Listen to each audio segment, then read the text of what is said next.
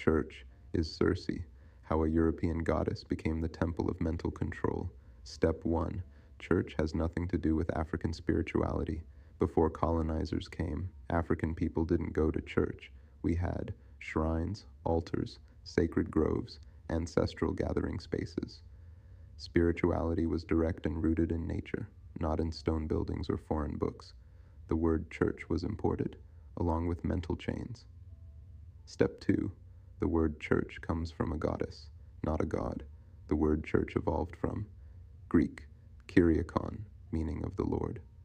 Old English, Ceres, German, Kirche, but its true spiritual origin ties to Circe, Kirke, the Greek goddess of illusion, mind control, and enchantment. She didn't kill men, she manipulated them, made them forget themselves, and turned them into obedient animals. Step 3. They changed her name, but not her purpose.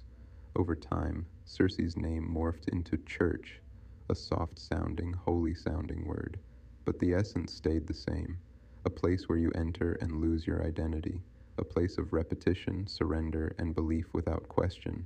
They rebranded Circe as religion and called her temple the house of God. But here's the truth. Step 4. The Bible itself says God doesn't live there. The Most High does not dwell in temples made with hands. Acts 7:48. So let's ask the obvious. If God doesn't live in man-made buildings, why are you going to a man-made building to find him? Because you're not going for God. You're going to re-enter the spell. Step 5.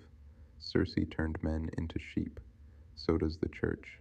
In Greek mythology, Circe sang to warriors, fed them wine, and transformed them into pigs and sheep, not through violence, but through belief. Now today, churchgoers are literally called the flock. You follow the shepherd. You obey the book. You never question the spell. That's not faith.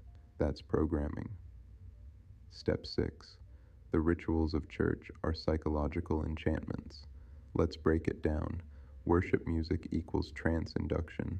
Speaking in tongues equals ecstatic possession. Tithing equals transactional sacrifice. Altar call equals ritual surrender. Call and response equals rhythmic chanting. These aren't just praise and worship. They're designed rituals that alter your state of consciousness. Just like Circe's spells, you think you're praising, but you're participating in an ancient spiritual enchantment system. Step 7. Colonizers used church to erase your ancestors. When Europe invaded Africa and the Caribbean, they didn't just bring guns and Bibles. They brought a ritual system of control. Replace your ancestors with Jesus. Replace your shrines with churches. Replace your language with the word. Replace your spirit with guilt and obedience. Church became the spiritual plantation, and Circe was the new master, hiding behind a white god. Step 8. Church was built wherever colonizers went, because they worship Circe. Have you noticed? Everywhere colonizers went, they built churches first. Not schools, not farms, not healing centers, churches. Why?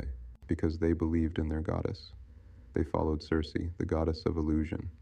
They knew her temple, the church, was their most powerful weapon. It didn't just convert you, it erased you. Step 9. The real spell is belief without proof. Circe didn't need chains. She needed your belief. Once you believed, the spell was sealed. Same with church today. You've never seen God. You've never heard God. You've never touched Jesus, but you're convinced they're real because they taught you to just believe. Belief without proof equals spiritual submission. Step 10. Circe became church, and the spell still works. They changed her name. They built her temples. They called her rituals praise. They called her control salvation. And now you show up every Sunday, chanting, kneeling, giving money in a temple named after a goddess of deception. That's not where God lives. That's where your power gets stolen and replaced with illusion. Final thought. You don't go to church to connect with God. You go there to re-enter the same spell Circe cast centuries ago. But your ancestors didn't need her. They connected to spirit through the earth, water, drums, stars, and bloodline, not through stone, guilt, and illusion. So ask yourself, whose temple are you really in, and whose spell are you still under?